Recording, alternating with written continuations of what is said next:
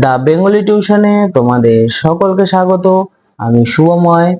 আজ তোমাদের বিহার টেটের অন্তর্গত আরণ্যক উপন্যাসের বিষয়বস্তু এবং কয়েকটি প্রশ্ন উত্তর নিয়ে আলোচনা করছি। বাংলা সাহিত্যের অন্যতম উপন্যাসিক বিভূতিভূষণ বন্দ্যোপাধ্যায়ের ক্লাসিক উপন্যাসগুলির মধ্যে প্রধান উপন্যাস হলো আরণ্যক। এটি বিভূতিভূষণের চতুর্থতম উপন্যাস।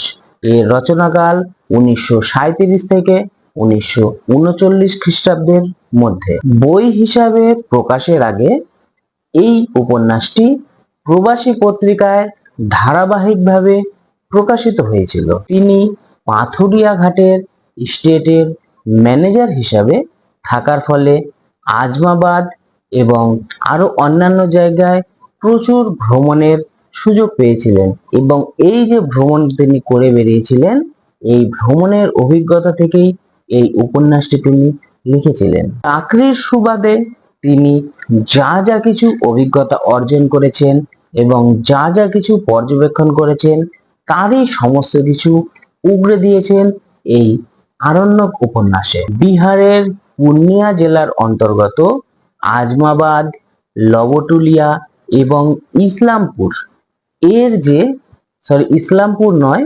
ইসমাইলপুর এর যে সংলগ্ন যে সমস্ত অরণ্যগুলি ছিল, এই অরণ্যই হলো এই আরণ্যক উপন্যাসের পটভূমি। উপন্যাসটি লিখিত হয়েছে সম্পূর্ণ উত্তম পুরুষে এবং এই উপন্যাসটি 18টি পরিচ্ছেদে বিভক্ত। দীর্ঘ উপন্যাসে পাঠক যাতে এর উপন্যাসের কাহিনীর তাল না হারিয়ে ফেলে, এই জন্য প্রত্যেকটি পর্বকে তিনি আরো ছোট ছোট পর্বে ভাগ করেছেন। মানে প্রত্যেকটি এই যে পরিচ্ছেদকে তিনি ছোট ছোট পর্বে ভাগ করেছেন। এই উপন্যাসে দেখা যায় সত্যচরণ নামে এক যুবক, যে এই গল্পের নায়ক, তার 14-15 বছরের যে স্মৃতিচারণ, সেই স্মৃতিচারণের কাহিনী ধরেই গড়ে উঠেছে এই উপন্যাসের কাহিনী। আমরা দেখি সত্যাচরণের বিএ পাশ করার পর তার এক বন্ধুর রেফারেন্সে ভাগলপুরের কাছে কোনো এক এস্টেটের ম্যানেজার হিসাবে সত্যাচরণ চাকরি পায়। 1000 বিঘা জঙ্গল পরিষ্কার করে সেই জঙ্গলকে বাসভূমি তৈরি করা এবং খাজনা আদায় ও অন্যান্য কাজে তাকে চলে যেতে হলো জঙ্গলে এবং তাকে সুদূর কলকাতা থেকে সেই জঙ্গলে গিয়েই থাকতে হয়েছিল। যেহেতু বন্যদের মাঝে তাকে থাকতে হতো, এই জন্য প্রথম দিকে তার মন এতে সায় দিতে পারেনি, মানে বন্যদের মাঝে থাকা সে মেনে নিতে পারেনি। তো আমরা দেখতে পাই এক সময় সত্যাচরণকে এই জঙ্গলটি পেয়ে বসে এবং সত্যাচরণ এই জঙ্গলের মধ্যে নিজেকে হারিয়ে ফেলে। এই অরণ্য প্রকৃতিকে ধ্বংস করিয়া আসিয়া এই অপূর্ব সুন্দরী বন্য নায়িকার প্রেমে পড়িয়া গিয়াছি। যখন ঘোড়ায় চড়িয়া ছায়াগহন বৈকালে কিংবা মুক্তা ভৎশুভ্র জ্যোৎস্না রাতে একা একা বাহির হই, তখন চারিদিকে চাহিয়া মনে মনে ভাবি, আমার হাতেই ইহা নষ্ট হইবে। জ্যোৎস্নালোকে উদাস আত্মহারা শিলাস্ত্রিত ধূ ধূ নির্জন বন্যপ্রান্তর, কি করিয়াই আমার মন ভুলাইয়াছে চতুরা সুন্দরী। আর এই চতুরা সুন্দরী সৌন্দর্যের মায়ায় অনুঘটক রূপে কাজ করেছে এই উপন্যাসের অন্যান্য চরিত্রগুলি। যুগল প্রসাদ, রাজু পাড়ে, মটুকনাথ, ধাতুরিয়া, ধাওতাল সাহু, যুগল প্রসাদ, ভেঙ্কটেশ্বর, কুন্তা, মঞ্চি, নখছেদি ভক্ত, রাজা দবরুপান্না, রাজকন্যা ভানুমতি, আরও কত চরিত্র। এরা প্রত্যেকেই ছিল নিচু তলার মানুষ।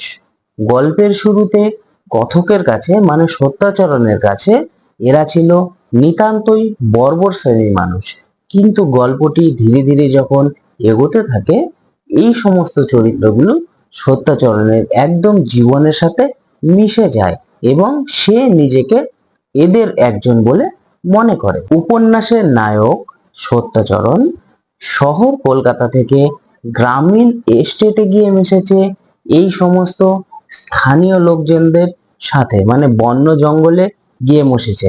এবং সত্যি কথা বলতে কি, সত্যাচরণ ছিল একজন উদার মনের মানুষ, মানে একদম আধুনিক যুবক এবং উদার মনের সে মানুষ ছিল। সত্যাচরণের দায়িত্ব মূলত ছিল অরণ্য নিধন করে তাকে বাসযোগ্য করে তোলা, এবং যে জমিদারের এই অরণ্যটি ছিল সেই জমিদারের লাভের মুখ দেখানো, মানে সেই জমিদারের লাভ দেখানোই একমাত্র তার কাজ ছিল। কিন্তু দায়িত্ব নেওয়ার পর সে অরণ্য প্রকৃতির গভীর থেকে গভীরে প্রবেশ করেছে, নিবিড় পরিবেশের আনন্দ সে উপভোগ করেছে। শুধু প্রকৃতি প্রেমী নয়, সেখানকার মানুষের ঐতিহ্যকে নিজের মনের মধ্যে লালিত পালিত করেছে এই সত্যাচরণ। এক সময় আমরা দেখেছি প্রকৃতি যতটা না সত্যাচরণকে ভাবুক করেছে, তার থেকে বেশি ভাবুক করেছে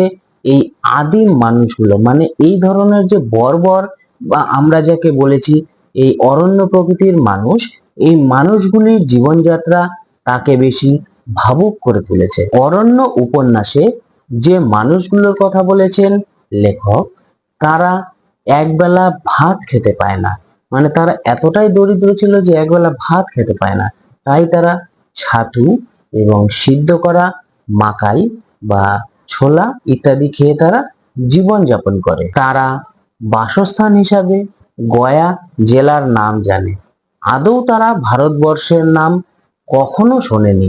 এই অশিক্ষা, কুসংস্কার এবং আদিমতা নিয়ে এই সমস্ত মানুষেরা এই অরণ্য প্রকৃতিতে বসবাস করছে। তাই কথকের কণ্ঠেই তাই আমরা শুনে থাকি, ইহাদের দারিদ্র্য, ইহাদের সারল্য, কঠোর জীবন সংগ্রামে ইহাদের বুঝিবার ক্ষমতা, এই অন্ধকার অরণ্যভূমি ও হিমবর্ষী মুক্তাকাশ বিলাসিতার কোমল পুষ্পাশ্রিত পথে ইহাদের যাইতে দেয় নাই, কিন্তু ইহদেহকে সত্য পুরুষ মানুষ করিয়া গড়িয়াছে। মানুষগুলোর প্রতি সত্যাচরণের এই শ্রদ্ধা আমরা পেয়ে থাকি উপন্যাসের একদম শেষ অংশ পর্যন্ত। এর দীর্ঘদিনের বিশ্বাসকে সে কুসংস্কারের চোখে বা বিদ্রূপের চোখে দেখেনি, বরং সেই সমস্ত সংস্কারকে সে বিশ্বাস করেছে এবং শ্রদ্ধাও করেছে। অক্ষদন্তহীন ও ক্ষয়িষ্ণু সাঁওতাল রাজা দগ্রুপান্নার সান্নিধ্যে এসে সে নতুন এক উপলব্ধি লাভ করেছে এবং তার পরিবারের সাথে মিশে সে যেন তাদেরই পরিবারের একটা অংশ হয়ে দাঁড়িয়েছে। তাদের এই ব্রাত্য অবস্থা দেখে তার মনে হয়েছে অরণ্য যেন তার অন্তরের বক্ষে লুকিয়ে রেখেছে এক ব্রাত্যের ইতিহাস। সুদীর্ঘকাল যাবৎ এই অরণ্য প্রকৃতি বা প্রকৃতি প্রেমের সাথে মেশার জন্য সত্যাচরণের যে ভেতর থেকে প্রকৃতি প্রেম তা আরো গভীরভাবে প্রকট হতে দেখা যায়। ইতিমধ্যে সত্যাচরণ দেখতে পায় এই বন্য পরিবেশে প্রচুর মারোয়ারি ব্যবসায়ীরা জায়গা কিনে অরণ্য নিধন করে সেখানে ব্যবসা গড়ে তুলেছে বা ঘর গড়ে তুলেছে। সত্যাচরণ মন থেকে এসব মেনে না নিলেও নিদারুণভাবে বাধা পড়ে যায় তার দায়িত্ব জালে। প্রিয় অরণ্যকে রক্ষা করতে না পেরে তার হৃদয়ের মধ্যে এক যন্ত্রণা দানা বাঁধে। অরণ্য ধ্বংস করে যে নগর সভ্যতা গড়ে উঠেছে তার অন্তঃসার শূন্যতা নিয়ে সে প্রশ্ন তোলে। মানুষ কি চায়, উন্নতি না আনন্দ? উন্নতি করিয়া কি হইবে যদি তাহাতে আনন্দ না থাকে? যাহারা জীবনে উন্নতি করিয়াছে বটে, কিন্তু আনন্দকে হারাইয়াছে, অতিরিক্ত ভোগে মনোবৃত্তির ধার খইয়া খইয়া ভোতা জীবন তাহাদের নিকট একঘেয়ে, একরঙা, অর্থহীন। মন শান বাঁধানো রস সেখানে ঢুকিতে পারে না। প্রকৃতির সাথে তার কি যে যোগ তৈরি হয়েছিল, সেই যোগ আমরা তখনই প্রকটভাবে দেখতে পাই যখন সে চাকরি ছেড়ে কলকাতায় ফিরে যাচ্ছিল এবং ফিরতে ফিরতে সে আক্ষেপ করে প্রকৃতিকে যে কথাটি বলেছিল সেটি শুনে। এ অরণ্যানীর আদিম দেবতারা, ক্ষমা করিও আমায়। উপন্যাসের শেষে সত্যাচরণের এই খেদ বেদনা পাঠকের মনে তৈরি করেছে বেদনার অনুভূতি। এবার আমরা কয়েকটি চরিত্র নিয়ে আলোচনা করছি। এক এক করে বিভিন্ন চরিত্রগুলো নিয়ে আমি তুলে ধরার চেষ্টা করব।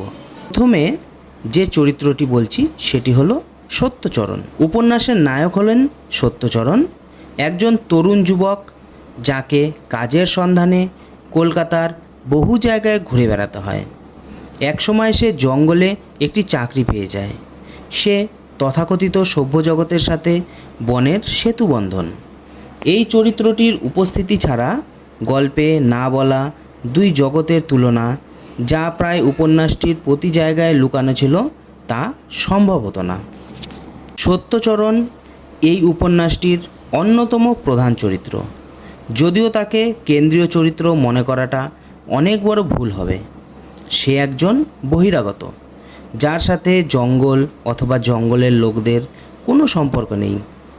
জঙ্গলের রহস্যভরা মঞ্চে প্রতিদিন মঞ্চায়িত হওয়া নাটকের সে শুধুমাত্র একজন দর্শক।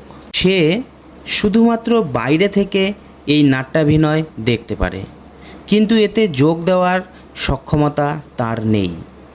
মূলত আরণ্যক উপন্যাসে কোনো কেন্দ্রীয় চরিত্র নেই।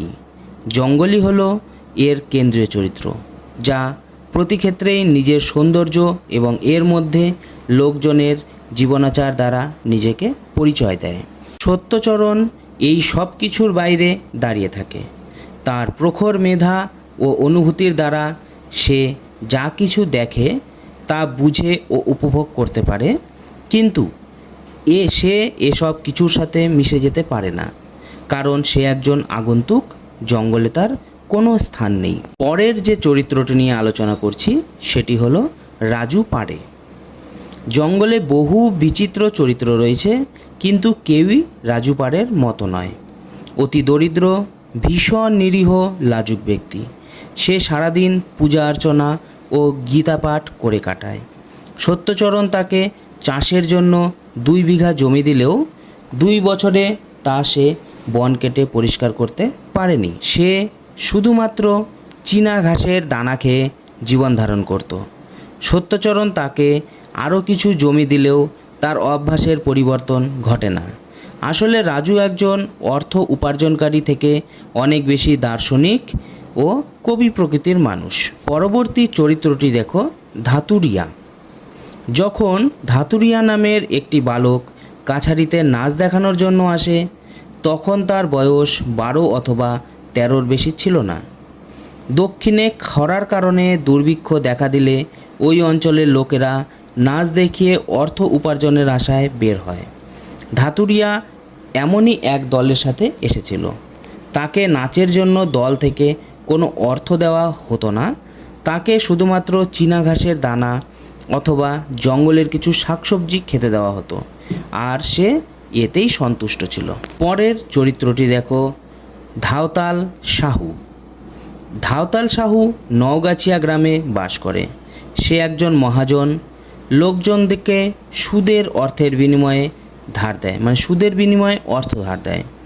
সাধারণ দৃষ্টিতে মনে হতে পারে ধাওতাল সাহু একজন মহাজন হওয়ায় একজন খারাপ মানুষ হতে পারে ও জোর করে অর্থ আদায় করে, কিন্তু মোটেও এমনটি নয়। সে সম্পূর্ণ বিপরীত চরিত্রের একজন দয়ালু ও নির্লোভ ব্যক্তি ছিলেন। জঙ্গলের প্রত্যেকেই তাকে মহাজন ও লক্ষপতি মনে করে। সকলেই মনে করে তার সম্পদের কোনো হিসাব নেই, কিন্তু সে একজন সরল ও নিরহংকারী ব্যক্তি, যার ময়লা জামা পরিধানে অথবা রাস্তা কিংবা গাছের নিচে বসে ছাতু খেতে কোনো অসুবিধা নেই। পরবর্তী চরিত্র দেখো, মটুকনাথ পাড়ে। মটুকনাথ একজন ব্রাহ্মণ পণ্ডিত, যে আগে তার গ্রামের টোলে পড়াতো। একসময় তার টোল বন্ধ হয়ে যায়। সে কাজের খোঁজে বেরিয়ে পড়ে এবং একদিন সত্যচরণের অফিসে এসে উপস্থিত হয়। সে মনে করে ম্যানেজার বাবু যদি তাকে অনুগ্রহ করে তাহলে তার উপার্জনের একটি ব্যবস্থা হয়ে যাবে। অফিসে তার কাজের কোনো ব্যবস্থা করা যায়নি, কারণ সে এসবের কিছুই বোঝে না। কিন্তু সে সেখানে কিছুদিন থেকেই যায়, যদিও সত্যচরণ এতে কোনো আপত্তি করেনি। পরের যে চরিত্রটি সেটি হলো যুগল প্রসাদ।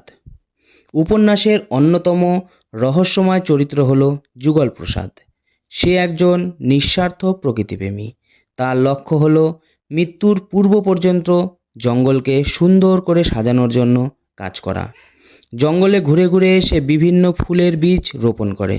এতে তার সময় ও অনেক সময় অর্থও ব্যয় হয়, কিন্তু এতেই সে খুশি এবং সকল কাজের মধ্যে এতেই সবচেয়ে বেশি আনন্দ খুঁজে পায়। পরবর্তী যে চরিত্র সেটি হলো কুন্তা। লেখকের ভাষায় কুন্তা একজন সতী ও পবিত্র নারী। সে একজন বাইজির মেয়ে ছিল, কিন্তু পরে সে একজন রাজপুতকে বিয়ে করে। বিয়ের সময় তার কিছু সময় পর তার স্বামীর মৃত্যু হয়। বেশ কিছুদিন পর রাসবিহারী সিং তাকে নিজের বাড়িতে নিয়ে যায়। সেখানে সে তাকে নানা খারাপ প্রস্তাব দেয় এবং নানাভাবে তাকে নির্যাতন করে। এরপর কুন্তা সেখান থেকে পালিয়ে আসে এবং কয়েকদিন পর সত্যাচরণ চাষাবাদের জন্য তাকে কিছু জমি দেয়। গল্পের শেষে সত্যাচরণ চলে আসার সময় তাকে ক্রন্দনরত অবস্থায় দেখতে পাওয়া যায়। পরবর্তী চরিত্র হলো ভেঙ্কটেশ্বর প্রসাদ। ভেঙ্কটেশ্বর একজন স্থানীয় কবি, যে জঙ্গলের ধারে তার স্ত্রীকে নিয়ে বসবাস করে। একবার সে সত্যচরণের অফিসে এসে তাকে তার লেখা কবিতা শোনায়। এরপর সত্যচরণ তার বাড়িতে আতিথেয়তা গ্রহণ করে। পরবর্তী চরিত্র হলো দবরু পান্না। রাজা দবরু পান্না সত্যিকারের স্বল্প সংখ্যক সাঁওতালদের রাজা। তিনি একজন বৃদ্ধ ব্যক্তি, যিনি স্বাধীনতার পর তার রাজকীয় ক্ষমতা হারিয়েছেন। তারপরও তার ব্যক্তিত্ব একজন রাজার মতোই। সত্যচরণ তার সাথে দেখা করতে গেলে তিনি তাকে আন্তরিক অভ্যর্থনা জানান। দেখা করার কয়েক মাস পর রাজা দবরু পান্নার মৃত্যুবরণ করেন। রাজকন্যা ভানুমতি। সত্যচরণ সাঁওতাল পরগনায় মানে দবরু পান্নার বাসস্থানে যান। যোগরু পান্না দবরু পান্নার ছেলে, যার কাহিনীতে তেমন কোনো প্রভাব নেই, কিন্তু দবরুর নাতনি ভানুমতির সাথে সত্যচরণের বন্ধুত্ব সম্পর্ক গড়ে উঠেছিল। উপন্যাসের শেষ দিকে সত্যচরণ যখন চিতরে বন ত্যাগ করেছিল, তখন তিনি শেষবারের মতো ভানুমতির কাছে যান। সেখানে দেখা যায় সত্যচরণ ভাবেন, আমি যদি ভানুমতিকে বিয়ে করতে পারি এবং আমাদের জন্য একটি সুখী বাসা বাঁধতে পারি, কিন্তু এটি শুধুমাত্র স্বপ্ন এবং স্বপ্ন কখনো সত্য হতে পারে না। পরবর্তী চরিত্র দেখো রাসবিহারী সিং। রাসবিহারী সিং একজন নিষ্ঠুর ও অহংকারী মহাজন, যে তার লাঠিয়াল বাহিনীর সাহায্যে গরিব গঙ্গতাদের থেকে নানা অত্যাচারের মাধ্যমে ঋণের অর্থ আদায় করে। সত্যচরণের সাথে তার সরাসরি কোনো দ্বন্দ্ব ছিল না, কিন্তু সে নানাভাবে সত্যচরণকে তার ক্ষমতা প্রদর্শন করে। হোলি উৎসবের সময় একবার সে নিজের সম্পদ ও প্রতিপত্তি দেখানোর জন্য সত্যচরণকে তার বাড়িতে আমন্ত্রণ করে। সে কুন্তার উপরেও অত্যাচার চালায়। পরবর্তী চরিত্র দেখো নন্দলাল ওঝা।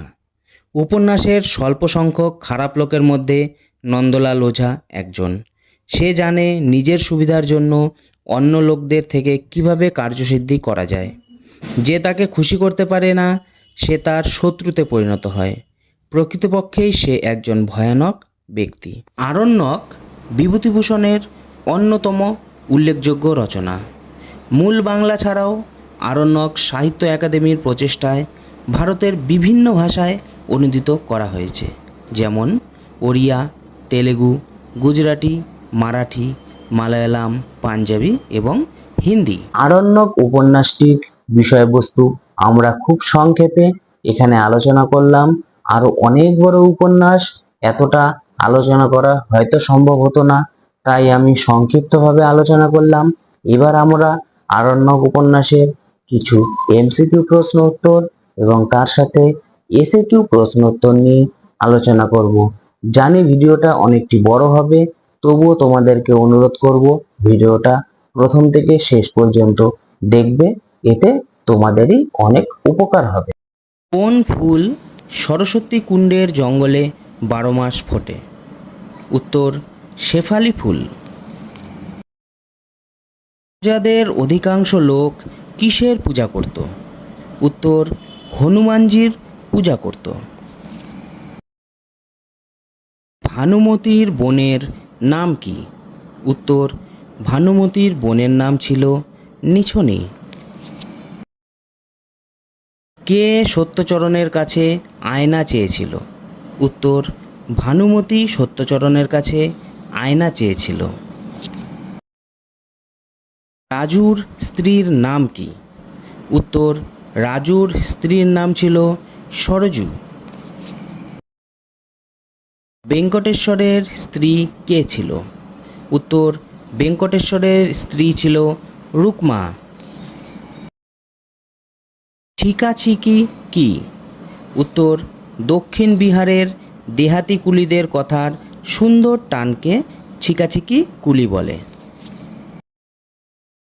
ঈশ্বরীপ্রসাদ দুবে কে? উত্তর, তিনি এলমদার লোক, দূত পত্রিকার সম্পাদক ছিলেন তিনি। সত্যচরণকে কে কবিতা পাঠ শোনাতে এসেছিলেন? উত্তর, বেঙ্কটেশ্বর প্রসাদ সত্যাচরণকে কবিতা পাঠ শোনাতে এসেছিলেন। কোন চরিত্রের সরলতা সত্যাচরণকে মুগ্ধ করেছিল? উত্তর, রাজু পাড়ে চরিত্রের সরলতা সত্যাচরণকে মুগ্ধ করেছিল। ধনী চোর নাটুয়া সেজে কে পয়সা উপার্জন করত? উত্তর, দশরথ পয়সা উপার্জন করত। হাতুড়িয়া কি নাচ কোথা থেকে শিখেছিল? উত্তর, ছক্করবাজি নাচ গয়া জেলার এক গ্রামে ভিটল দাস নকরাগুনি লোকের কাছ থেকে সে শিখেছিল। জঙ্গলের চিকিৎসক কে ছিল? উত্তর, রাজু পাড়ে ছিল জঙ্গলের চিকিৎসক। কুণ্ডি কি? উত্তর, বড় হ্রদের মতো জলাশয়কে কুণ্ডি বলে। লবটুলিয়ায় উত্তর প্রান্তের বড় কুণ্ডির নাম সরস্বতী কুণ্ডি। ঘোড়ার নাম কত প্রকার ও কি কি? উত্তর, 2 প্রকার, জৈমিতি আর ফনৈতি। লবটুলিয়ার পাটোয়ারির মাসিক বেতন কত ছিল? উত্তর, 10 টাকা। কাছারির মহুরীর নাম কি? উত্তর, গোষ্ঠ চক্রবর্তী ছিল কাছারি মহুরীর নাম। হাতুড়িয়ার গানের ছত্রটি কি? উত্তর, রাজা লিজিয়ে সেলাম মে পরদেশিয়া। কাছারির সিপাহীর নাম কি? উত্তর, কাছারির সিপাহীর নাম মুনেশ্বর সিং। কোন জঙ্গলে বৃদ্ধ ইজারাদারের ছেলেটি মারা যায়? উত্তর, বোম্বাই মরু জঙ্গলে বৃদ্ধ ইজারাদারের ছেলেটি মারা যায়। মুনেশ্বর কোথা থেকে কড়াই কিনেছিল? উত্তর, নওগছিয়ার বাজার থেকে 5 নম্বরের কড়াই কিনেছিল মুনেশ্বর। অরণ্যবাসী দরিদ্রের প্রধান খাদ্য কী ছিল?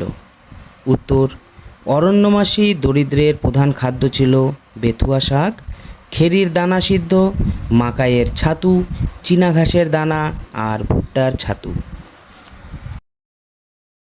ডিহি কাছারি কোথায় অবস্থিত? উত্তর, কাছারি থেকে 19 মাইল দূরবর্তী স্থানে ডিহি কাছারি অবস্থিত। ঘাটো কি? উত্তর, চাল সিদ্ধ হলে যেমন তাকে ভাত বলে, তেমনি মাকাই সিদ্ধ হলে তাকে ঘাটো বলে। গণরি তিওয়ারি কোথায় থাকত? উত্তর, গণরি তিওয়ারি থাকত ভীমদাস টোলায়। ননিচোর নাটুয়া সেজে কে পয়সা উপার্জন করত? উত্তর, দশরথ নামে এক জনৈক ব্যক্তি পয়সা উপার্জন করত। লেখক কোথায় পথ হারিয়েছিলেন? উত্তর, ডিহি আজমাবাদের সার্ভে ক্যাম্প থেকে ফেরার পথে সন্ধ্যার মুখে বনের মধ্যে পথ হারিয়েছিলেন। ধনঝরি কি? উত্তর, অনুচ্চ শৈলমালাকে স্থানীয় ভাষায় ধনঝরি বলে। বন্য মহিষের দেবতার নাম কি? উত্তর, টারবারো হল বন্য মহিষের দেবতার নাম। টাকলামাকান কি? কোথায় অবস্থিত? উত্তর, টাকলামাকান একটি মরুভূমি, তা মধ্য এশিয়ায় অবস্থিত। সোয়েন হেডিন কে? উত্তর, একজন বিখ্যাত পর্যটক ছিলেন সোয়েন হেডিন। কাছারির উৎসব কবে হয়েছিল? উৎসবে ভাঁড়ারের ভার কার উপর ছিল? উত্তর, কাছারির উৎসব আষাঢ় মাসের প্রথমে হয়েছিল। উৎসবে ভাঁড়ারের ভার লবুডলুডিয়ার পাটোয়ারির উপর ছিল। ডব্রুপান্নার গুহা প্রাসাদ কোথায় ছিল? উত্তর, রাজপ্রাসাদের পাশেই বনের মধ্যে অনুচ্চ শৈলমালা, সেই পাহাড়ের ওপরেই ছিল ডব্রুপান্নার গুহা প্রাসাদ। গুহা প্রাসাদের প্রবেশের ব্যবস্থা কী ছিল? উত্তর, সেখানে প্রবেশ করতে হলে গর্তের মধ্যে হামাগুড়ি দিয়েই প্রবেশ করতে হয়। ম্যানেজার বাবু বিদায় মুহূর্তে অরণ্যানীর আদিম দেবতার কাছে ক্ষমা চেয়েছেন কেন? উত্তর, অরণ্যানীর আদিম দেবতাদের স্বচ্ছন্দ বিহার ও উন্মুক্ততার সুবিস্তীর্ণ জঙ্গলময় পরিবেশের পবিত্রতা তারই জন্য নষ্ট হয়ে যাওয়ায় ম্যানেজার বিদায় মুহূর্তে ক্ষমা চেয়েছেন অরণ্যানীর আদিম দেবতার কাছে। চানন এবং দুধলি কি?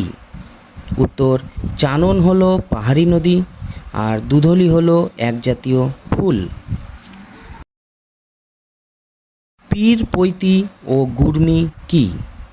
উত্তর, গুরমি এক ধরনের ফল আর পীর পৈতি বনে জন্মায়, ছোট কাঁকুরের মতো দেখতে। আরণ্যকের কথক প্রবাস জীবনে যার মুখে বাংলা কথা শুনে সুখী হয়েছিলেন তিনি কে? উত্তর, বৃদ্ধ মুরারি গোষ্ঠ। ডাকুয়া হিরোলাল সিং কে ছিলেন?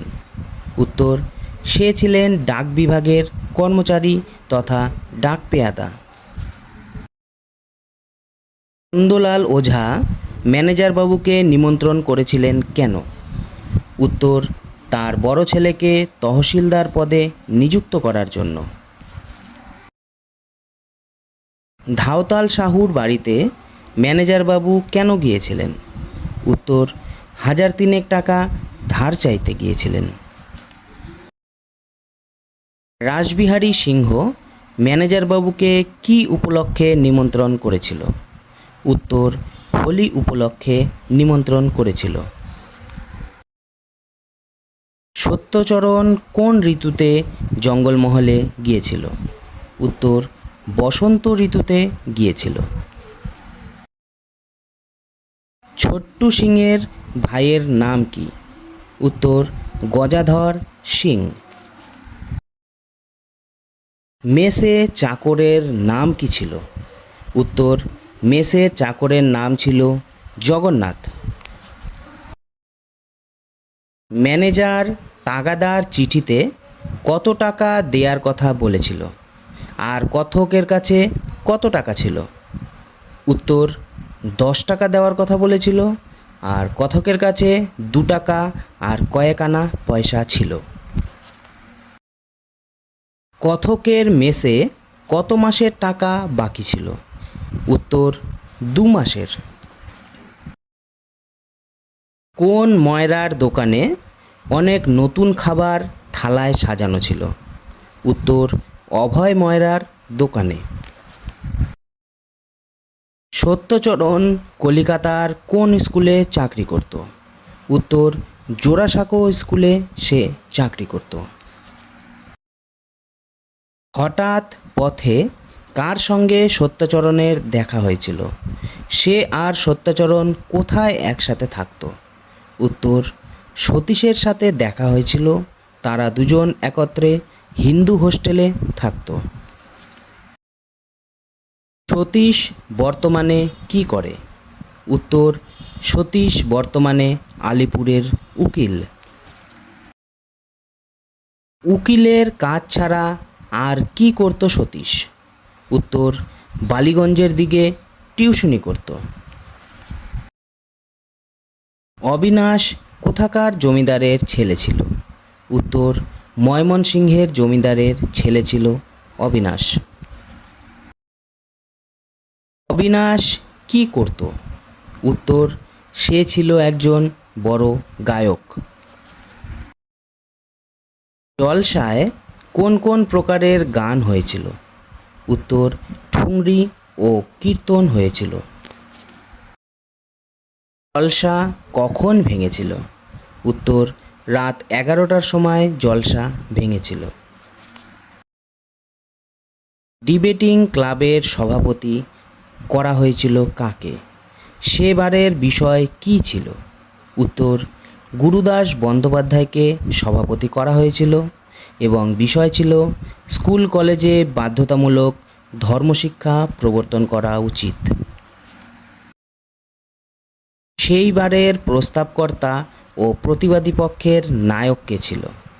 উত্তর, প্রস্তাবকর্তা ছিল অবিনাশ এবং প্রতিবাদী পক্ষের নায়ক ছিল সত্যচরণ।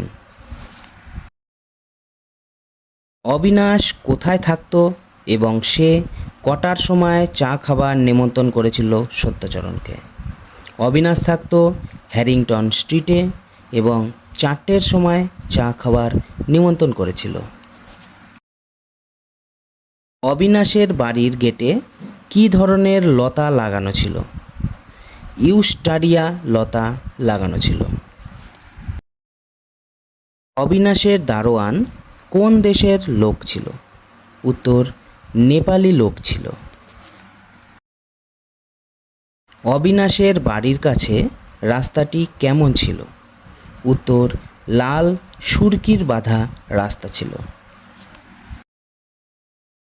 রাস্তার দুই ধারে কি ছিল? উত্তর, এক ধারে সবুজ ঘাসের বন, অন্য ধারে বড় বড় মুচুকুন্দ চাপা ও আম গাছ ছিল। বারান্দায় বড় একখানা কি গাড়ি ছিল? উত্তর, বারান্দায় বড় একখানা মোটর গাড়ি ছিল। অবিনাশের বাড়ির লোক কি উপলক্ষে দেশে গিয়েছিল? উত্তর, অবিনাশের ভগ্নীর বিবাহ উপলক্ষে দেশে গিয়েছিল। অবিনাশের ভগ্নীর বিবাহ কোন মাসে হয়েছিল? উত্তর, অগ্রহায়ণ মাসে হয়েছিল। অবিনাশদের জঙ্গলমহল ছিল কোন জায়গায়? প্রায় কত বিঘা জমি নিয়ে তৈরি? উত্তর, পূর্ণিয়া জেলায় ছিল 20 থেকে 30,000 বিঘা জায়গা নিয়ে জঙ্গলটি তৈরি ছিল। জমিদারের ঘুণ কর্মচারী আমরা চাইনি, কারণ কি? কারণ তারা প্রায়ই চোর হয়। বন শ্রেণীর মাথায় অল্প অল্প কি জমেছিল? উত্তর, কুয়াশা জমেছিল। রেল লাইনের ধারে কিসের ক্ষেত ছিল? উত্তর, মটরের ক্ষেত ছিল রেল লাইনের ধারে। গরুর গাড়িতে কতটা রাস্তা সারা রাত্রি ধরে চলা হয়েছিল? উত্তর, প্রায় 15-16 ক্রোশ। কাছারিতে সত্যচরণ কখন পৌঁছলেন? উত্তর, বেলা 10টায়। কত বিঘা জমি পরিষ্কার করে খড়ের ঘর তৈরি করা হয়েছিল এবং ঘরগুলি কি দিয়ে তৈরি ছিল? উত্তর, প্রায় 10-15 বিঘা জমি পরিষ্কার করে ঘর তৈরি করা হয়েছিল। ঘরগুলি কাঠ, বাঁশ ও খড় দিয়ে তৈরি ছিল। ঘরের মধ্যে প্রবেশ করে কিসের গন্ধ পাওয়া গিয়েছিল? উত্তর, টাটকা কাটা খড়, কাঁচা ঘাস ও বাঁশের গন্ধ পাওয়া গিয়েছিল। কাছারিতে লোকজন যারা ছিল তারা কী রকম প্রকৃতির? উত্তর, তারা বর্বর প্রকৃতির ছিল। কাছারিতে পৌঁছে প্রথম কদিন খুব কষ্টে কেটেছিল। উত্তর, প্রথম 10 দিন খুব কষ্টে কেটেছিল। কাছারির বৃদ্ধ মুহুরীর নাম কি? তিনি কত বছর কাছারিতে আছেন? উত্তর, বৃদ্ধ মুহুরীর নাম গোষ্ঠ চক্রবর্তী। তিনি 17 থেকে 18 বছর কাছারিতে আছেন। গোষ্ঠ চক্রবর্তীর বাড়ি কোথায়? উত্তর, বর্ধমান জেলার স্টেশনের কাছে কোনো এক গ্রামে। গোষ্ঠ চক্রবর্তী কিসের তাড়নায় এখানে এসেছিলেন? উত্তর, ম্যালেরিয়ার তাড়নায় এখানে এসেছিলেন। গোষ্ঠ গত মাসে মুঙ্গেরে গিয়েছিলেন কি করতে? উত্তর, মোকদ্দমার কাজে গিয়েছিলেন। গোষ্ঠবাবু সত্যাচরণকে রাত বিরাত শিয়রে কি রেখে শুতে বলেন? উত্তর, বন্দুক রেখে শুতে বলেছিলেন। গতকাল আগে এখানে ডাকাতি হয়েছিল বলে গোষ্ঠ জানিয়েছে। উত্তর, 8-9 বছর আগে ডাকাতি হয়েছিল। কাছারির অনতি দূরে বটগাছটির নাম কি ছিল? উত্তর, গ্র্যান্ড সাহেবের বটগাছ। বৃদ্ধ মুসলমান কোথায় বই বিক্রি করত? উত্তর, প্রেসিডেন্সি কলেজে সে বই বিক্রি করত। বৃদ্ধ মুসলমানের দোকানে কথক কি কি উল্টত? উত্তর, বই ও মাসিক পত্রিকা উল্টত। আরণ্যক উপন্যাসে লেখকের মেসের চাকরের নাম ছিল? অপশানগুলি হলো শ্যামাপদ, হরিপদ, জগন্নাথ। সঠিক উত্তর, জগন্নাথ। লেখকের ডিহি কাছারি লবটুলিয়া কত মাইল দূরে অবস্থিত? অপশানগুলি হলো 15 মাইল, 12 মাইল, 19 মাইল। সঠিক উত্তর, 19 মাইল। দেবী সিং কোন জেলা থেকে এসে পূর্ণিয়ায় বাস করছে? অপশানগুলি হলো জৌনপুর, মুঙ্গের, পাটকই। সঠিক উত্তর, জৌনপুর। গনু মাহাতোর বয়স কত? অপশানগুলি হলো 50-এর বেশি, 60-এর বেশি, 40-এর বেশি। সঠিক উত্তর, 60-এর বেশি। রাসবিহারী সিংয়ের কয়জন পুত্র রয়েছে? অপশানগুলি হলো 4 জন, 5 জন, 6 জন। সঠিক উত্তর, 6 জন। কাছারির বৃদ্ধ মুহুরী গোষ্ঠ চক্রবর্তী এখানে আছেন কত বছর ধরে? অপশানগুলি হলো 17-18, 14-15, 12-13। সঠিক উত্তর, 17-18। গনরি তেওয়ারি পেশায় ছিলেন? অপশানগুলি হলো সিপাহী, উকিল, স্কুল মাস্টার। সঠিক উত্তর, স্কুল মাস্টার। লেখকের বন্ধু সতীশ বর্তমানে কোন পেশার সঙ্গে যুক্ত? অপশানগুলি হলো উকিল, চৌকিদার, পিয়ন। সঠিক উত্তর, উকিল। রাসবিহারীর জমিতে কত পরিমাণ গম উৎপন্ন হয়? অপশানগুলি হলো 800 মণ, 300 মণ, 600 মণ। সঠিক উত্তর, 800 মণ। গনুর মুখে কত অদ্ভুত কথা শুনিতাম। কথা বলতে এখানে কি বলা হয়েছে? অপশানগুলি হলো উড়ুক্কু সাপের, জীবন্ত পাথরের, আতুরে ছেলের হেঁটে বেড়াবার। সঠিক উত্তর, জীবন্ত পাথরের। আরণ্যক উপন্যাসটি কাকে উৎসর্গ করা হয়? অপশানগুলি হলো স্ত্রী গৌরী দেবীকে, তারাশঙ্কর বন্দ্যোপাধ্যায়কে, অশোকানন্দ ভট্টাচার্যকে। সঠিক উত্তর, স্ত্রী গৌরী দেবীকে। গোষ্ঠবাবুর বাড়ি কোন জেলায়? অপশনগুলি হলো বর্ধমান, লাতেহার, কিষানগঞ্জ। সঠিক উত্তর বর্ধমান। মন্টু মিশ্র যিনি জাতিতে ছিলেন? অপশনগুলি হলো মৈথিলি ব্রাহ্মণ, ওড়িয়া ব্রাহ্মণ, ঝাড়খণ্ডী ব্রাহ্মণ। সঠিক উত্তর মৈথিলি ব্রাহ্মণ।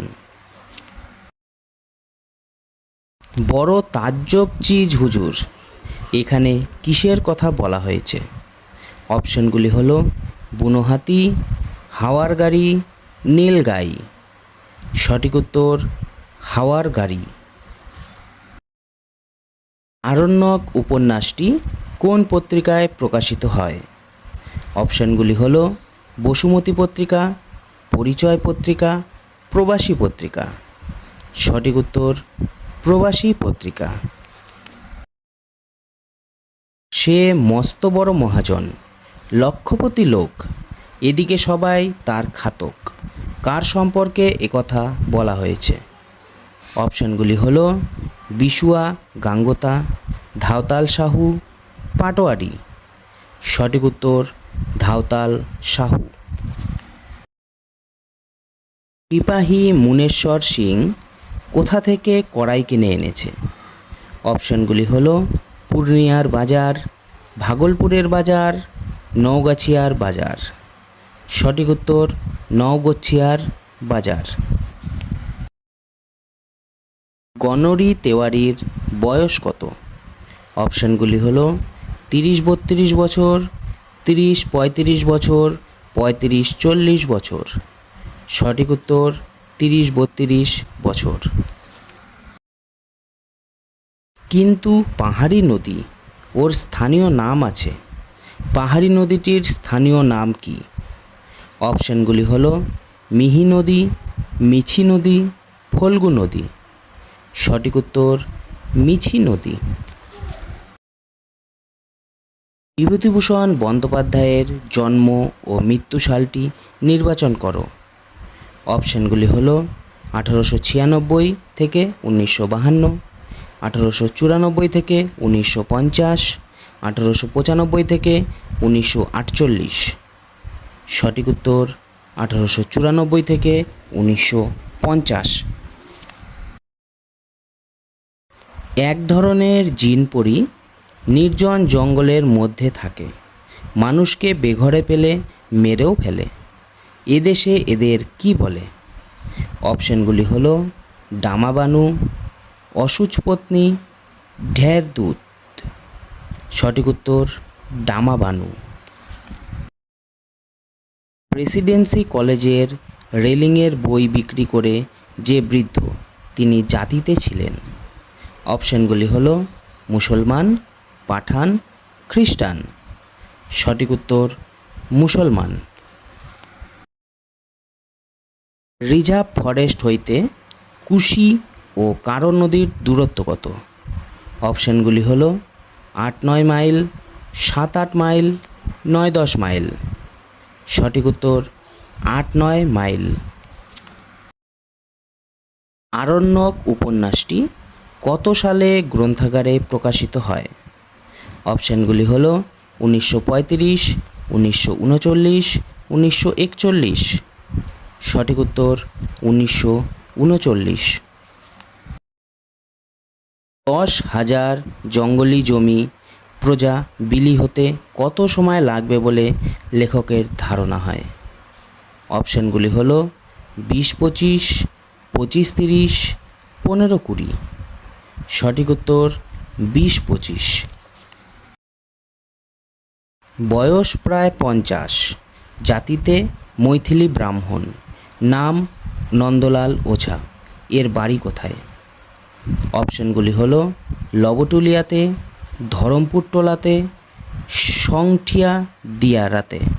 সঠিক উত্তর সংঠিয়া দিয়ারাতে।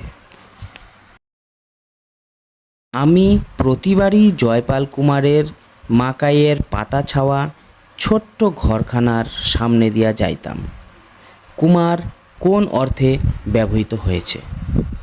অপশনগুলি হলো কুম্ভকার, ভুইহার ব্রাহ্মণ, মৈথিলী ব্রাহ্মণ।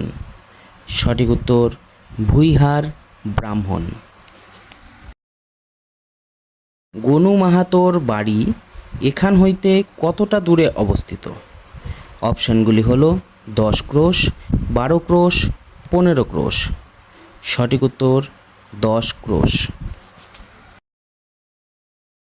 তাহাদের দলে 12-13 বছরের একটি ছেলে আছে। ছেলেটির চেহারা যাত্রা দলের কৃষ্ণ ঠাকুরের মতো। কার কথা বলা হয়েছে? অপশানগুলি হলো মুক্তিনাথ সিং, ধাওতাল সাহু, ধাতুরিয়া। সঠিক উত্তর ধাতুরিয়া। রাসবিহারী সিং তারপর আমাকে তাহার ঐশ্বর্য দেখাইয়া লইয়া বেড়াইল। রাসবিহারীর ঐশ্বর্যের মধ্যে ছিল না। অপশানগুলি হলো গরু, ঘোড়া, হাতি। সঠিক উত্তর হাতি। ফুলকিয় বৈহারে কিসের ভয়ের কথা বলা হয়েছে? অপশানগুলি হলো বুনো মহিষ, নীলগাই, বাঘ। সঠিক উত্তর বাঘ। কঞ্চি একখানা চিরুনি কিনেছে কত পরিমাণ সর্ষে দিয়ে? অপশানগুলি হলো 5 সের, 2 সের, 3 সের। সঠিক উত্তর 5 সের। আজ পৃথিবীর ট্যুরিস্টদের লীলাভূমি কোন স্থানের কথা বলা হয়েছে? অপশানগুলি হলো Valley of the Kings, botanical garden, নারা বৈহার, ফুলকিয়। সঠিক উত্তর ভ্যালি অব দি কিংস। নখছেদি ভকত জাতিতে ছিলেন। অপশানগুলি হলো গাঙ্গোতা, ব্রাহ্মণ, মৈথিলী ব্রাহ্মণ। সঠিক উত্তর গাঙ্গোতা। সে চক্করবাজি নাচের মস্ত ওস্তাদ। কার কথা বলা হয়েছে? অপশানগুলি হলো ধাতুরিয়া, বিটল দাস, রামদাস। সঠিক উত্তর বিটল দাস। দুধে শিকারী বলা হয়েছে কাকে? অপশানগুলি হলো রাসবিহারী সিং, মটুকনাথ পাড়ে, দশরথ সিং ঝান্ডাওয়ালা। সঠিক উত্তর দশরথ সিং ঝান্ডাওয়ালা। নখছেদি কোথায় ধান ও গম কাটতে যাওয়ার কথা বলেছেন? অপশানগুলি হলো ধরমপুর ও ভাগলপুর, নরাবৈহার ও আজমাবাদ, ধরমপুর ও মুঙ্গের। সঠিক উত্তর ধরমপুর ও মুঙ্গের। মকাই ফসল তোলার সময় কখন?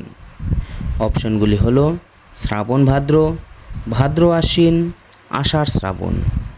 সঠিক উত্তর শ্রাবণ ভাদ্র। কে খাজনা দেওয়ার ভয়ে পালিয়ে যেতে বাধ্য হয়েছিল?